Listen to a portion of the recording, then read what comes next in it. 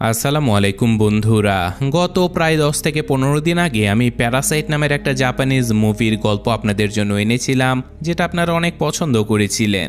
তাই আজকে আমরা ওই মানুষের মাথা খাওয়া অদ্ভুত প্যারাসাইট এলিয়েনদেরকে নিয়ে তৈরি প্যারাসাইট মুভিরই পার্ট 2 এর গল্প নিয়ে হাজির হয়েছি। তো গল্পের এই পর্যায়ে আমরা দেখতে পাই শিনিচি এখন বেশ বিষণ্ণ হয়ে দিন কাটায়, কারণ তার মা এই পৃথিবীতে আর নেই। তার মা কিভাবে মারা গেছে সেটা আমরা প্রথম পর্বে দেখিয়েছি। যারা দেখেননি অবশ্যই দেখে নেবেন, লিঙ্ক আমি ডেসক্রিপশন আর পিন কমেন্টে দিয়ে দেব। তো যাই হোক, এখন শিনিচি সিদ্ধান্ত নেয় যে সে এই পুরো শহর থেকে ওই পরজীবী বা প্যারাসাইটগুলোকে বেছে বেছে শেষ করে ফেলবে, কারণ এই প্যারাসাইটগুলোর কারণে কত শত মানুষ তাদের পরিবারকে হারিয়েছে। এদিকে পুরো শহরে পুলিশও বেশ সক্রিয় হয়ে ওঠে এবং ওই প্যারাসাইটদেরকে খুঁজতে শুরু করে। এখানে পুলিশ উরাগামি নামের এক সিরিয়াল কিলারকে ভাড়া করে আনে, যে কিনা একজন খুনি হলেও তার একটা বিশেষ ক্ষমতা ছিল। সে যে কোনো প্যারাসাইটকে দেখে চিনে ফেলতে পারত যে এটা সাধারণ মানুষ নাকি কোনো প্যারাসাইট। তাই পুলিশ এখন তাকে গাড়িতে বসিয়ে সোজা হেডকোয়ার্টারে নিয়ে যায়। সেখানে তার সামনে বেশ কয়েকজন মানুষকে হাজির করা হয় এবং পুলিশ তাকে জিজ্ঞাসা করে, বলতো এরা কি প্যারাসাইট নাকি মানুষ? তখন উরাগামি এখানকার মানুষদেরকে দেখেই বলে দেয় যে এরা সবাই সাধারণ মানুষ। কিন্তু যখন তার সামনে শিনিচিকে বসানো হয়, তখনই উরাগামি এক মুহূর্তের জন্য শিনিচির মাঝে অদ্ভুত কিছু একটা লক্ষ্য করে। তবে তারপর সে বেশ চিন্তায় পড়ে যায় এবং কিছুতেই বুঝতে পারে না যে শিনিচি আসলে প্যারাসাইট নাকি কোনো মানুষ। কারণ শিনিচি পুরোপুরি প্যারাসাইট নয় এবং পুরোপুরি মানুষও নয়, বরং তার ডান হাতের মাঝে শুধুমাত্র মিগি নামের একটা প্যারাসাইট যুক্ত ছিল। আর এই কারণে উরাগামি শিনিচিকে একজন সাধারণ মানুষ বলেই চালিয়ে দেয়। তো এরপর শিনিচিকে সেখান থেকে যেতে দেয়া হয়। আর এখানে শিনিচি যখন তার বাড়িতে ফিরে আসে, তখন সে বুঝতে পারে যে কেউ একজন তার পিছু নিয়েছে। কিন্তু এদিকে ওদিকে নজর বুলিয়েও সে কাউকে দেখতে পায় না। তাই সে চুপচাপ নিজের বাড়ির দিকে এগিয়ে যায়। কিন্তু এখানে আমরা দেখতে পাই যে সত্যি সত্যি কুরামোরি নামের একজন লোক শিনিচির পিছু নিয়েছে। এই লোকটা হলো সেই প্রাইভেট ডিটেকটিভ বা গুপ্তচর, যে কিনা কয়েক মাস আগে হাসপাতালে শিনিচি এবং মিগির ছবি তুলেছিল। অন্যদিকে আমরা সেই প্যারাসাইট রাজনীতিবিদ হিরোকাওয়াকে দেখতে পাই, যে কিনা এখন শহরের মেয়র হয়ে গেছে। আর এখন এই মেয়রটা প্যারাসাইটদেরকে নিয়ে একটা বিশাল বড় দল তৈরি করে ফেলে। সেখানে রিওকো তামিজা নামের সেই প্যারাসাইট শিক্ষিকাও ছিল মেয়রের সঙ্গে, এবং ততদিনে সে একটা মানব সন্তানের জন্মও দিয়ে ফেলেছে। তো তখন মেয়র হিরোকাওয়া সকল প্যারাসাইটদের উদ্দেশ্য করে বলে, এখন সময় এসে গেছে, আমরা পুরো শহর থেকে মানুষদেরকে শেষ করে ফেলব। এরপরে এই পুরো শহরের উপরে শুধুই আমাদের রাজত্ব চলবে। এই কথা বলার সাথে সাথে মেয়র এটাও জেনে যায় যে এই শহরে শিনিচি নামের একটা ছেলে আছে, যে কিনা একের পর এক প্যারাসাইটদেরকে মেরে ফেলছে। তাই মেয়র তার সঙ্গীদেরকে বলে, আমাদেরকে শিনিচি আর মিগিকে মেরে ফেলতে হবে, কারণ ওরা আমাদের জন্য অনেক বড় একটা হুমকি। কিন্তু রিওকো তামিজা মেয়রকে এমনটা করতে নিষেধ করে দেয় এবং সে বলে, শিনিচি আর মিগি আমাদের জন্য খুবই গুরুত্বপূর্ণ, কারণ পুরো শহরের মধ্যে শুধুমাত্র ওরাই এমন দুজন যারা কিনা প্যারাসাইট এবং মানুষ হওয়া সত্ত্বেও একসঙ্গে মিলেমিশে বেঁচে আছে। এখানে আমরা বুঝতে পারি যে রিওকো আসলে মানুষদেরই পক্ষ নিচ্ছে এবং সে মানুষদের মারতে চায় না, কারণ এখন সে একটা মানব শিশুর মা হয়ে গেছে এবং মা হবার পর থেকে তার ভেতরেও মানবিক অনুভূতিগুলো কাজ করতে শুরু করেছে। কিন্তু মেয়রের কাছে রিওকোর এই কথাগুলো একেবারেই ভালো লাগে না এবং সে সোজা গোতা নামের একজন প্যারাসাইটের কাছে চলে যায়। গোতা কোনো সাধারণ প্যারাসাইট ছিল না, বরং এই লোকটার শরীরের ভেতরে একসঙ্গে 5টা প্যারাসাইট ছিল। তার শরীরে 5টা প্যারাসাইট থাকার কারণে সে এখন এই শহরের সবচেয়ে ভয়ঙ্কর এবং শক্তিশালী প্যারাসাইটে পরিণত হয়েছে। তাই মেয়র এই ভয়ঙ্কর প্যারাসাইটকে নির্দেশ দিয়ে বলে যে শহরে শিনিচি নামের একটা ছেলে রয়েছে যে আমাদের লোকদেরকে মেরে ফেলছে, তাই তোমাকে ওই ছেলেটাকে শেষ করতে হবে। এদিকে আমরা রিওকো তামিজার কাছে সেই গুপ্তচর কুরোকামিকে দেখতে পাই, যে কিনা বেশ কয়েকদিন ধরে শিনিচির উপরে নজর রাখছিল। আর এটা দেখে আমরা বুঝতে পারি যে এই লোকটাকে মূলত রিওকোই শিনিচির পিছু নিতে পাঠিয়েছে। কুরোকামি রিওকোকে শিনিচি আর মিগির কিছু ছবি দেখায় এবং বলে যে এই শিনিচি ছেলেটা পুরো শহরের জন্য একটা বড় বিপদ হতে চলেছে, তাই আমাদের উচিত ওর ব্যাপারে পুলিশকে সবকিছু জানিয়ে দেয়া। কিন্তু রিওকো তাকে এমনটা করতে বারণ করে দেয়। আর এখানে আমরা দেখতে পাই কুরোকামি আসলে রিওকোকে পছন্দ করতে শুরু করেছে, কিন্তু সে ঘুণাক্ষরেও জানতো না যে এই নারী নিজেই একজন প্যারাসাইট। তো এখন সেই গুপ্তচর যখন নিজের বাড়িতে ফিরে আসে তখন আমরা দেখতে পাই যে তার একটা মেয়েও রয়েছে এবং সে তার মেয়েকে ভীষণ ভালোবাসে। অন্যদিকে শিনিচির গার্লফ্রেন্ড সাতোমিকে দেখানো হয় যে কিনা শিনিচির উপরে বেশ রেগে আছে, কারণ শিনিচি তার কাছ থেকে এই সত্যটা লুকিয়ে রেখেছিল যে সে একটা প্যারাসাইটের সঙ্গে যুক্ত রয়েছে। তাই সাতোমি তার উপরে অভিমান করে এখান থেকে চলে যায়। তো এখন শিনিচি যখন বাড়িতে ফিরছিল ঠিক তখনই রাস্তায় সেই গুপ্তচর আবারও তার পিছু নিতে শুরু করে। আর খুবই দ্রুতই শিনিচি বুঝতে পারে যে এই লোকটা আমার পিছু নিয়েছে। আর এটা বুঝতে পারার সাথে সাথে শিনিচি ওই লোকটাকে ধরে ফেলে এবং তাকে ভয় দেখিয়ে জিজ্ঞাসা করে, বলো কে তোমাকে আমার পিছু নিতে বলেছে? তখন সেই গুপ্তচর রিওকো তামিজার কথা শিনিচিকে বলে দেয়। আর এটা শুনে শিনিচি সেই গুপ্তচরকে বলে যে তুমি যে মহিলার জন্য কাজ করছো সে তো নিজেই একটা প্যারাসাইট। শুধু তাই নয়, সে তো প্যারাসাইটদের একজন লিডার। কিন্তু শিনিচির এই কথা সেই লোকটা একেবারেই বিশ্বাস করে না। আর এই কারণে শিনিচি সোজা রিওকো তামিজার কাছে চলে যায় এবং নিজের পকেটে একটা টেপ রেকর্ডার অন করে রাখে। এরপর সে রিওকোকে জিজ্ঞাসা করে, তুমি আমার পেছনে গুপ্তচর কেন লাগিয়েছো? তখন রিওকো তাকে বলে যে তুমি পুরো শহরের প্যারাসাইটদেরকে কেন মেরে বেড়াচ্ছ? তুমি নিজেই তো একজন প্যারাসাইট, তাই তোমার উচিত প্যারাসাইটদের মারার বদলে তাদেরকে সাহায্য করা। শিনিচি তার কথার কোনো উত্তর দেয় না এবং চুপচাপ সোজা ওই গুপ্তচরের কাছে এসে তাকে সেই টেপ রেকর্ডারটা দিয়ে দেয়। সেখানে রিওকোর বলা সকল কথাগুলো রেকর্ড হয়ে গিয়েছিল। আর সেই সাথে শিনিচি গুপ্তচরকে সাবধান করে দিয়ে বলে যে এই শহরে হাজার হাজার প্যারাসাইট লুকিয়ে রয়েছে, এমনকি এই শহরের মেয়র নিজেও একটা প্যারাসাইট। তাই আমি তোমার ভালোর জন্যই বলছি, তুমি এইসব জিনিস থেকে দূরে সরে যাও, নইলে তুমি কিন্তু বিপদে পড়ে যাবে, হয়তো মারাও যেতে পারো। কিন্তু এই গুপ্তচর ততদিনে রিওকোর প্রেমে পড়ে গিয়েছিল। এদিকে শিক্ষিকা রিওকো তামিজার আসল পরিচয় জানার পরে সেই গুপ্তচর কুরোকামি ভীষণ রেগে যায় এবং একাই সকল প্যারাসাইটদের মুখোশ খুলে দেবার কাজে লেগে পড়ে। এরপর সে সোজা মেয়র হিরোকাওয়ার কাছে চলে যায় এবং মেয়রের আসল সত্যটা সবার সামনে তুলে ধরার জন্য তার টেবিলের নিচে একটা মাইক লাগিয়ে দেয়। মাইক লাগানোর পরে কুরোকামি সেখান থেকে বেরিয়ে আসে, কিন্তু খুব জলদি মেয়র বুঝতে পারে যে গুপ্তচর তার কথাগুলো রেকর্ড করার জন্য টেবিলের নিচে মাইক লাগিয়ে রেখেছে। এটা বুঝতে পারার সাথে সাথে মেয়র তার লোকেদেরকে নির্দেশ দিয়ে বলে ওই লোকটাকে মেরে ফেলো। মেয়রের নির্দেশ পেয়ে দুজন প্যারাসাইট কুরোকামিকে মারার জন্য তার বাড়িতে চলে যায়, কিন্তু সে তখন বাড়িতে ছিল না। আর কুরোকামিকে না পেয়ে ওই দুজন প্যারাসাইট তার ছোট্ট মেয়েটাকে খুন করে সেখান থেকে পালিয়ে যায়।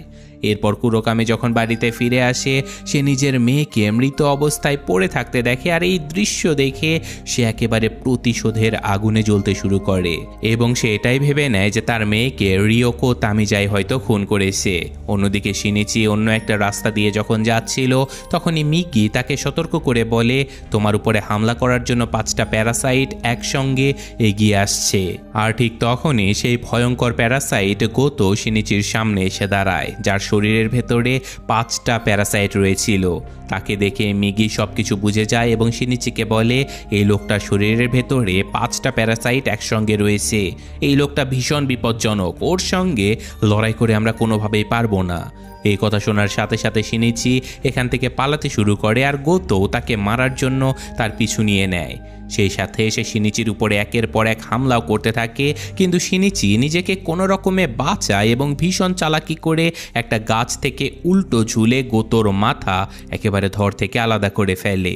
শিনিচি যখন ভাবছিল যে এই প্যারাসাইটটা হয়তো মারা গেছে, তাই সে ওখান থেকে চলে যাবার জন্য পা বাড়ায়, কিন্তু ঠিক তখনই আমরা দেখতে পাই যে গোতোর শরীরে বেঁচে থাকা বাকি 4টে প্যারাসাইটের মধ্যে থেকে একটা প্যারাসাইট বেরিয়ে এসে তার মাথার সঙ্গে যুক্ত হয়ে যায়, যার ফলে সে আবারও জ্যান্ত হয়ে ওঠে। আর যে প্যারাসাইটটাকে শিনিচি একটু আগে কেটে ফেলে সেটাও আবারও গোতোর হাতের সঙ্গে জুড়ে যায়। এদিকে রিওকো তামিজা মেয়রের উপরে ভীষণ রেগে যায় এবং তাকে বলে ভুলে যেও না, আমি তোমাকে এই ইলেকশনে জিতিয়েছি।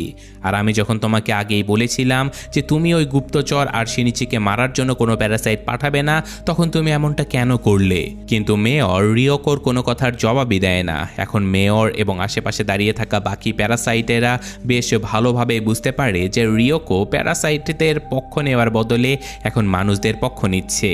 তাই রিওকো যখন সেখান থেকে বেরিয়ে যায় তখন মেয়র তাকে মেরে ফেলার জন্য আরও কিছু প্যারাসাইটকে তার পিছু লাগিয়ে দেয়। রিওকো যখন পার্কিং এরিয়াতে আসে ঠিক তখনই সে বুঝতে পারে যে মেয়র তাকে মারার জন্য লোক পাঠিয়েছে। তাই সে ওই প্যারাসাইটদের সঙ্গে লড়াই করতে শুরু করে এবং এক ঝটকায় 3টে প্যারাসাইটকে সে মেরে ফেলে। এরপর রিওকো যখন নিজের বাড়িতে ফিরে আসে তখন সে দেখতে পায় যে তার কোলের শিশুটি সেখানে আর নেই। তখনই তার চোখে একটা চিরকুট পড়ে এবং সে বুঝতে পারে যে ওই গুপ্তচর কুরোকামি তার বাচ্চাকে কিডন্যাপ করে নিয়েছে। সে নিজের বাচ্চা হত্যার প্রতিশোধ নেবার জন্য হয়তো এমনটা করেছে। আর এটা দেখে রিওকোর ভীষণ রাগ হয়, কারণ আমরা তো সবাই জানি যে রিওকো আসলে গুপ্তচরের বাচ্চাকে মারেনি। তো যাই হোক, ওই চিরকুটে কুরোকামি রিওকোর উদ্দেশ্যে লিখে রেখেছে যে আমি শহরের কাছের ওই ব্রিজের উপরে দাঁড়িয়ে আছি, এসো আমার সঙ্গে দেখা করো। এই খবর পেয়ে রিওকোর সাথে সাথে সেদিকে ছুটে চলে যায় এবং কিছুক্ষণের মধ্যেই সে ব্রিজের উপরে পৌঁছে যায়। সেখানে সে কুরোকামিকে দেখতে পায় আর ঠিক তখনই শিনিচিও সেখানে এসে হাজির হয়ে যায়। এদিকে কুরোকামি বাচ্চাটাকে ব্রিজ থেকে নিচে ফেলে দেবার চেষ্টা করে, আর তখন শিনিচি আর রিওকো দুজনেই তাকে এমনটা করতে বারণ করে। দেখতে দেখতে সেখানে অনেক মানুষের ভিড় জমে যায় এবং পুলিশও সেখানে পৌঁছে যায়। অন্যদিকে পুলিশ ততক্ষণে এটা জেনে যায় যে মেয়র সিটি হলে অনেকগুলো প্যারাসাইটকে লুকিয়ে রেখেছে।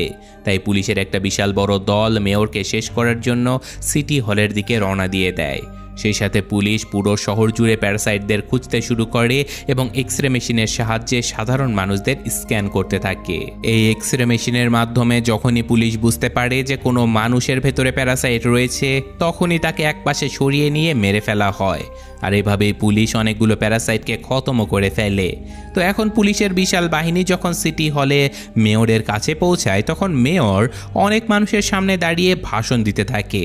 সে মানুষদের বদলে প্যারাসাইটদের সুরক্ষার কথা বলতে থাকে। আর এইসব কিছু শুনে পুলিশ আর কোনো কিছু না ভেবে মেয়রকে গুলি করে ঝাঁঝরা করে দেয়। এরপর পুলিশ যখন পেছনে ফিরে তাকায় তখন সেখানে সেই ভয়ঙ্কর প্যারাসাইট গোতো দাঁড়িয়েছিল। তাকে দেখেই পুলিশ বৃষ্টির মতো ফায়ারিং শুরু করে দেয়, কিন্তু গোতো নিজের শরীর দিয়ে একটা শক্ত শিল্ড তৈরি করে নিজেকে বাঁচিয়ে নেয়। অন্যদিকে ব্রিজের উপরে মানুষের ভিড়ের মধ্যে কুরোকামি যখনই রিওকোর বাচ্চাকে নিচে ফেলে দিতে যাবে ঠিক তখনই রিওকো নিজের আসল রূপে এসে কুরোকামিকে মেরে ফেলে এবং নিজের বাচ্চাকে বাঁচিয়ে নেয়।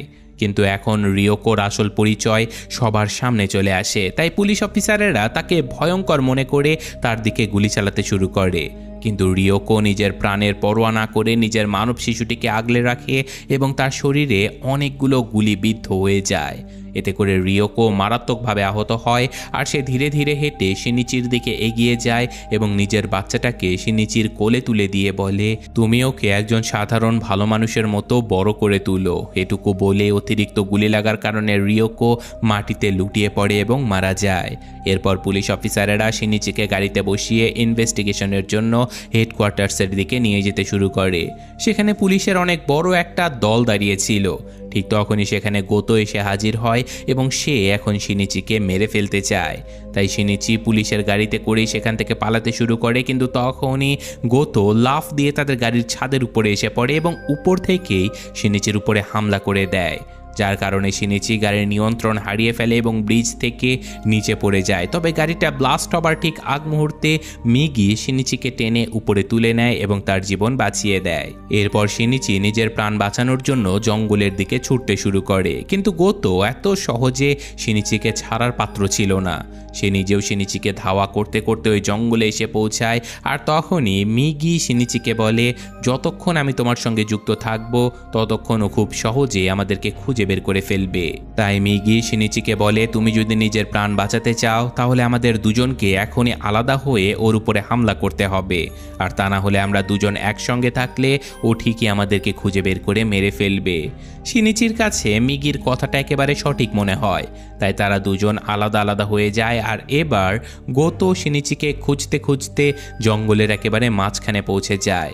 এখানে মিগি লুকিয়ে লুকিয়ে গোতোর উপরে হামলা করে বসে, কিন্তু গোতো খুব সহজে মিগির আঘাত আটকে দেয়। আর ঠিক তখনই পেছন থেকে শিনিচিও তার উপরে অ্যাটাক করে দেয়। তবে গোতো শিনিচির আঘাতটাকেও আটকে দেয় এবং শিনিচিকে ধাক্কা দিয়ে দূরে ছুঁড়ে ফেলে। এটা দেখে শিনিচি আর মিগি বুঝতে পারে যে এই প্যারাসাইটটা আসলে অনেক বেশি শক্তিশালী। তাই মিগি শিনিচিকে বলে যে তুমি এখান থেকে পালিয়ে যাও, আমি একাই ওর সঙ্গে লড়াই করব। কিন্তু শিনিচি কোনোভাবেই মিগিকে একা ফেলে যেতে চায় না। তবে মিগি তাকে বারবার বলে, যদি তুমি এখান থেকে না যাও তাহলে আমরা দুজনেই মারা পড়ব। তাই শিনিচি এখন না চাইতেও মিগিকে ছেড়ে সেখান থেকে পালাতে শুরু করে। আর এদিকে মিগি একা একা সেই ভয়ঙ্কর প্যারাসাইটের সঙ্গে লড়াই শুরু করে দেয়। কিন্তু মিগি একা পাঁচটা প্যারাসাইটের মোকাবেলা কোনোভাবেই করতে পারে না এবং এই ফাঁকে গোতো মিগিকে মেরে ফেলে। অন্যদিকে শিনিচি তার গার্লফ্রেন্ডের সাতোমির বাড়িতে পৌঁছে যায়, যেখানে শিনিচি তখন মারাত্মক আহত হয়ে গিয়েছিল। তাই সাতোমি তার অনেক যত্ন করে। আর এখন পরদিন সকালে শিনিচি যখন ঘুম থেকে জেগে ওঠে তখন সে দেখতে পায় যে মিগি আবারও তার ডান হাতে ফিরে এসেছে। এটা দেখে শিনিচি ভীষণ খুশি হয়ে যায়। তো এখানে আমরা এটা জানতে পারি যে আগের বার মিগি যখন শিনিচির প্রাণ বাঁচানোর জন্য তার শরীরের ভেতরে ঢুকে গিয়েছিল, তখন মিগি শিনিচির শরীরে নিজের কিছু সেল বা কোষ রেখে এসেছে। আর সেই কোষগুলোর সাহায্যে মিগি এখন আবারও শিনিচির হাতে ফিরে আসতে শুরু করে। আর এখন মিগিকে নিজের হাতে ফিরে আসতে দেখে শিনিচি এটা বুঝতে পারে যে ওই 5টা প্যারাসাইটওয়ালা লোকটা মিগির সিগন্যাল হয়তো এতক্ষণে পেয়ে গেছে, আরও নিশ্চয়ই এখন তাকে খুঁজে বের করে ফেলবে। তাই শিনিচি এখন নিজের গার্লফ্রেন্ডের জীবন আর বিপদে ফেলতে চায় না। তাই সে সাতোমিকে ওখানে ছেড়ে দিয়ে একা একা বাইরে বেরিয়ে আসে। বাইরে এসে সে দেখতে পায় সেই ভয়ঙ্কর প্যারাসাইট গোতো তাকে খুঁজতে খুঁজতে একদম সেখানে এসে পৌঁছে গেছে। এখন এই লোকটার হাত থেকে নিজেকে বাঁচানোর জন্য শিনিচি দৌড়ে একটা কারখানার ভেতরে ঢুকে যায়, যেখানে ময়লা আবর্জনা পোড়ানো হতো। এখানে গোতো শিনিচির উপরে হামলা শুরু করে দেয়, কিন্তু শিনিচি কোনো রকমে নিজেকে বাঁচিয়ে নেয় এবং একটা লোহার রড তুলে নিয়ে সজোরে গোতোর পেটে ঢুকিয়ে দেয়। কিন্তু এই ছোট্ট একটা লোহার রড দিয়ে ওই ভয়ঙ্কর প্যারাসাইটের কোনো কিছুই হয় না, আর সে শিনিচির উপরে পাল্টা আক্রমণ করে বসে। তবে মিগি সেই প্যারাসাইটের হামলা ঠিকই আটকে দেয়। তখনই গোতোর মধ্যে অদ্ভুত কিছু একটা হতে শুরু করে এবং একে একে সব কয়টা প্যারাসাইট তার শরীর থেকে বেরিয়ে যেতে শুরু করে, যার কারণে সে অদ্ভুতভাবে ছটফট শুরু করে দেয়। আর এটা দেখে শিনিচি বেশ চিন্তায় পড়ে যায়, কারণ এই প্যারাসাইটগুলোর হঠাৎ করে হলোটা কি। তখনই মিগি তাকে বলে যে তুমি যেই লোহার রডটা ওর পেটের ভেতরে ঢুকিয়েছিলে ওই রডে অনেক ধরনের কেমিক্যাল ছিল, আর ওই কেমিক্যালগুলোর কারণে ওই লোকের শরীরের ভেতর থেকে সব কয়টা প্যারাসাইট নিজেদের বিপদ বুঝতে পেরে শরীর থেকে আলাদা হয়ে যাচ্ছে। তো দেখতে দেখতে ওই লোকটার শরীর থেকে প্রায় সবগুলো প্যারাসাইট বেরিয়ে চলে যায়, শুধুমাত্র সবচেয়ে ভয়ঙ্কর প্যারাসাইটের শরীরটা অবশিষ্ট অবস্থায় রয়ে যায়। তখন শিনিচি সেটাকে তুলে নিয়ে জ্বলন্ত আগুনে ছুঁড়ে ফেলে দেয়, আর এভাবে অবশেষে সেই ভয়ঙ্কর প্যারাসাইটটা পুড়ে ছাই হয়ে যায়। এরপর আমরা কয়েক সপ্তাহ পরের দৃশ্য দেখতে পাই। ততদিনে সকল প্যারাসাইট মারা গেছে এবং পুরো শহরের সকল মানুষ আবারও স্বাভাবিক জীবনযাপন শুরু করে দিয়েছে। শুধুমাত্র শিনিচির কাছে এখন একটি মাত্র প্যারাসাইট অবশিষ্ট রয়ে গেছে, সে হলো মিগি। তবে একদিন মিগিও শিনিচিকে বলে যে এখন সকল প্যারাসাইট শেষ হয়ে গেছে, তাই এখন সময় চলে এসেছে আমার তোমার কাছ থেকে আলাদা হয়ে যাওয়ার। এতে করে তুমি তোমার হাত আবারও ফেরত পেয়ে যাবে এবং নিজের ইচ্ছে মতো একটা স্বাভাবিক জীবন কাটাতে পারবে। কিন্তু শিনিচি মিগিকে কোনোভাবেই যেতে দিতে চায় না, কারণ শিনিচি আর মিগির মধ্যে ততদিনে ভীষণ সুন্দর একটা বন্ধুত্ব তৈরি হয়ে গিয়েছিল।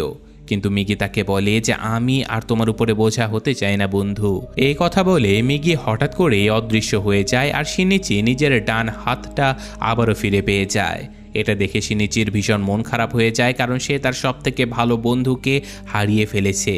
শিনিচি তখন অঝরে কান্না করতে শুরু করে দেয়, আর এভাবেই আরও বেশ কয়েকদিন কেটে যায় এবং শিনিচি এখন নিজের গার্লফ্রেন্ড সাতোমির সঙ্গে বেশ খুশি মনেই দিন কাটাচ্ছিল। তো একদিন শিনিচি যখন তার গার্লফ্রেন্ডের সঙ্গে কোথাও একটা ঘুরতে যাচ্ছিল, ঠিক তখনই উড়াগামি নামের সেই সিরিয়াল কিলার সেখানে চলে আসে, যে কিনা প্যারাসাইটদেরকে দেখলেই চিনে ফেলতো। সে সাতোমিকে ধরে একটা বহুতল ভবনের ছাদে একেবারে কিনারায় নিয়ে যায়, কারণ এখনও ওই খুনির চোখে শিনিচির মধ্যে একটা প্যারাসাইট নজরে পড়ছিল। কিন্তু শিনিচি তাকে বলে যে আমি এখন আর কোনো প্যারাসাইটের সঙ্গে যুক্ত নই, যেই প্যারাসাইটটা আমার সঙ্গে ছিল সে আমাকে ছেড়ে চলে গেছে। কিন্তু উড়াগামি শিনিচির কোনো কথাই শোনে না।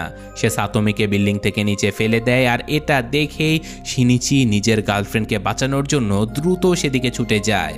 ওই খুনিকে এক ঘুষিতে দূরে ছুঁড়ে ফেলে দেয়, কিন্তু শিনিচি যখনই সাতোমিকে ধরার জন্য হাত বাড়ায়, সাতোমি আর তার হাত ফসকে যায় আর সে সোজা নিচে পড়ে যেতে শুরু করে।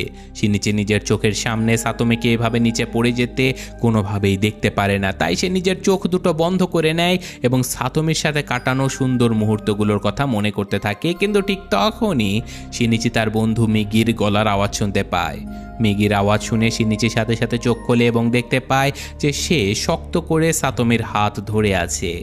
এরপর শিনিচি দ্রুত তার গার্লফ্রেন্ডকে টেনে উপরে তুলে নেয়, আর এখানে শিনিচি অবাক হয়ে তার ডান হাতের দিকে তাকিয়ে দেখে। আর তখনই আমরা বুঝতে পারি যে যখন আসলে সাতোমি শিনিচির হাত থেকে নিচে পড়ে যাচ্ছিল, ঠিক তখনই মিগি এসে তাকে বাঁচিয়ে নেয়। আর সেই সাথে আমরা এটাও বুঝতে পারি যে মিগি আসলে কখনোই তার বন্ধুকে হয়তো ছেড়ে যাবে না, সে হয়তো তার ভেতরে অদৃশ্য হয়ে থাকবে, কিন্তু যখনই শিনিচি কোনো বিপদে পড়বে মিগি অবশ্যই সবার আগে হাজির হয়ে যাবে।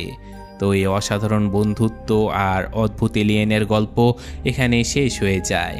কেমন লাগলো গল্পটা কমেন্টে জানাতে ভুলবেন না। প্রথম পার্টের মতো অতটা ইন্টারেস্টিং ছিল না বটে, কিন্তু অ্যাকশন এই পার্টে একটু বেশি ছিল, যেটা আমার কাছে বেশ ভালোই লেগেছে। আপনাদের মতামত কমেন্টে জানাতে ভুলবেন না। আমি আজকের মতো এখানে বিদায় নিচ্ছি।